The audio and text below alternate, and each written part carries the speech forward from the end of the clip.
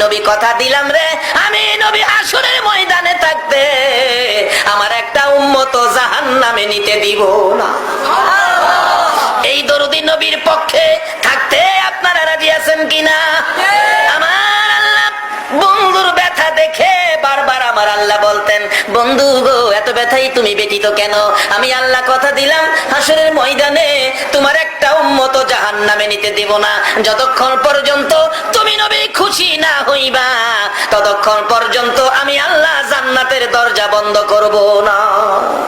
আমার নবী তখন চোখের পানিগুলো জর্জর করে ছেড়ে দিলেন, প্রভু গো আমাকে খুশি করার জন্য জান্নাতের দরজা খুলে রাখবেন। হ্যাঁ বন্ধু কথা দিলাম, আমাকে যদি খুশি করার জন্য এত কিছু করতে পারেন, আমি একটা দাবি করি, এই দাবিটা আপনি পুরা করেন। কি দাবি বন্ধু? প্রভু হাসরের ময়দানে আমার উম্মতের গুনার খাতাগুলো আমি নবীর হাতে দিলে আমি খুশি হইব। আমার আল্লাহ বলেন, বন্ধু তোমার হাতে কেন দেওয়ার জন্য বলছো?